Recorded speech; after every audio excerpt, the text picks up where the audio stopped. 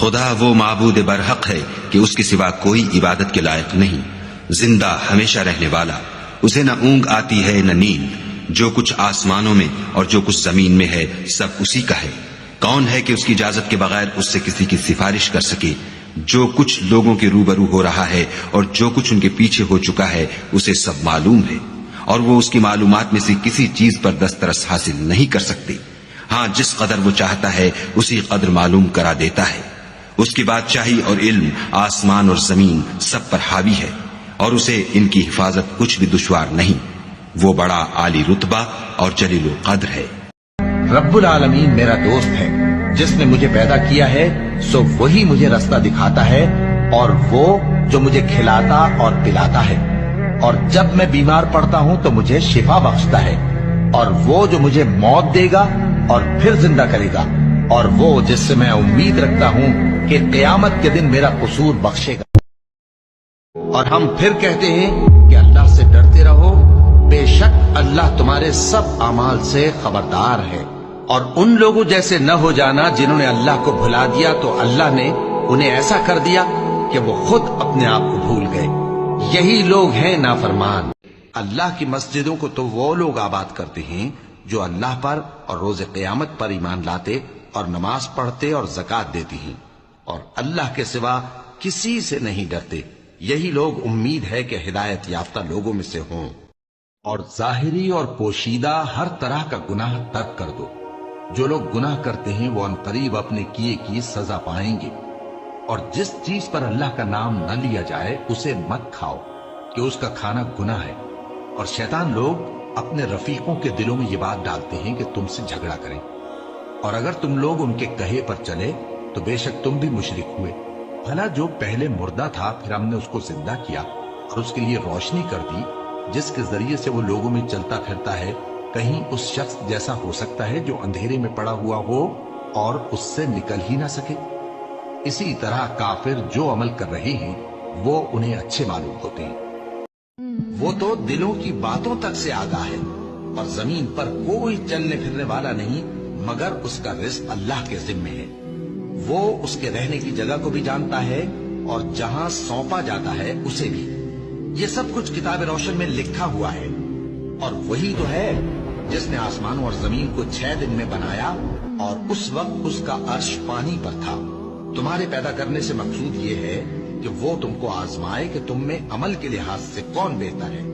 ان سرپٹ دوڑنے والے گھوڑوں کی قسم جو ہانپ اٹھتے ہیں، پھر پتھروں پر نال مار کر آگ نکالتے ہیں، پھر صبح کو چھاپا مارتے ہیں، پھر اس وقت گرد اڑاتے ہیں، پھر اس وقت دشمن کی فوج میں جا گھستے ہیں کہ انسان اپنے پروردگار کا بڑا ناشکرا ہے، اور وہ اس بات سے آگاہ بھی ہے، اور بے شک وہ مال سے بہت محبت کرنے والا ہے۔ کیا وہ اس وقت کو نہیں جانتا کہ جب مردے قبروں میں سے باہر نکال لیے جائیں گے اور جو بھید دلوں میں ہیں وہ ظاہر کر دیے جائیں گے؟ بے شک ان کا پروردگار اس روز ان سے خوب واقف ہوگا۔ اے پیغمبر صلی اللہ علیہ وآلہ وسلم، اپنے پروردگار جلیل الشان کے نام کی تسبیح کرو، جس نے انسان کو بنایا پھر اس کے اعضاء کو درست کیا، اور جس نے اس کا اندازہ ٹھہرایا پھر اس کو رستہ بتایا، اور جس نے چارہ اگایا پھر اس کو سیاہ رنگ کا کوڑا کر دیا۔ ہم تمہیں پڑھا دیں گے کہ تم فراموش نہ کرو گے، مگر جو خدا چاہے۔ وہ کھلی بات کو بھی جانتا ہے اور چھپی کو بھی۔ ہم تم کو آسان طریقے کی توفیق دیں گے، سو جہاں تک نصیحت کے نافع ہونے کی امید ہو نصیحت کرتے رہو۔ جو خوف رکھتا ہے وہ تو نصیحت پکڑے گا، اور بے خوف بدبخت پہلو تہی کرے گا، جو قیامت کو بڑی تیز آگ میں داخل ہوگا، پھر وہاں نہ مرے گا نہ جیے گا۔ بے شک وہ مراد کو پہنچ گیا جو پاک ہوا اور اپنے پروردگار کے نام کا ذکر کرتا رہا اور نماز پڑھتا رہا۔ مگر تم لوگ تو دنیا کی زندگی کو اختیار کرتے ہو، حالانکہ آخرت بہت بہتر اور پائندہ تر ہے۔ یہی بات پہلے صحیفوں میں مرقوم ہے، یعنی ابراہیم اور موسیٰ کے صحیفوں میں۔ اور ظاہری اور پوشیدہ ہر طرح کا گناہ ترک کر دو۔ جو لوگ گناہ کرتے ہیں وہ عنقریب اپنے کیے کی سزا پائیں گے۔ اور جس چیز پر اللہ کا نام نہ لیا جائے اسے مت کھاؤ کہ اس کا کھانا گناہ ہے۔ اور شیطان لوگ اپنے رفیقوں کے دلوں میں یہ بات ڈالتے ہیں کہ تم سے جھگڑا کریں، اور اگر تم لوگ ان کے کہے پر چلے تو بے شک تم بھی مشرک ہوئے۔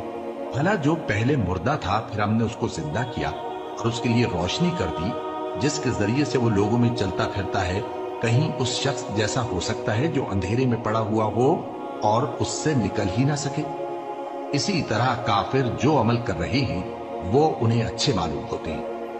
اللہ کی مسجدوں کو تو وہ لوگ آباد کرتے ہیں جو اللہ پر اور روز قیامت پر ایمان لاتے اور نماز پڑھتے اور زکوٰۃ دیتے ہیں اور اللہ کے سوا کسی سے نہیں ڈرتے۔ یہی لوگ امید ہے کہ ہدایت یافتہ لوگوں میں سے ہوں۔ یہ قرآن وہ رستہ دکھاتا ہے جو سب سے سیدھا ہے، اور مومنوں کو جو نیک عمل کرتے ہیں بشارت دیتا ہے کہ ان کے لیے اجر عظیم ہے، اور یہ بھی بتاتا ہے کہ جو آخرت پر ایمان نہیں رکھتے ان کے لیے ہم نے دکھ دینے والا عذاب تیار کر رکھا ہے۔ اور انسان جس طرح جلدی سے بھلائی مانگتا ہے اسی طرح برائی مانگتا ہے، اور انسان بڑا جلد باز ہے۔ اس دن آسمان ایسا ہو جائے گا جیسے پگھلا ہوا تانبا، اور پہاڑ ایسے جیسے رنگین اون، اور کوئی دوست کسی دوست کو نہ پوچھے گا حالانکہ ایک دوسرے کو سامنے دیکھ رہے ہوں گے۔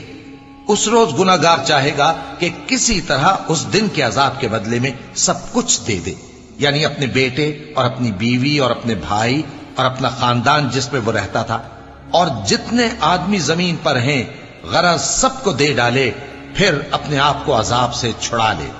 لیکن ایسا ہرگز نہیں ہوگا۔ وہ بھڑکتی ہوئی آگ ہے، کھال ادھیڑ کر کلیجہ نکال لینے والی۔ وہ ان لوگوں کو اپنی طرف بلائے گی جنہوں نے دین حق سے اعراض کیا اور منہ پھیر لیا اور مال جمع کیا پھر سینت سینت کر رکھا۔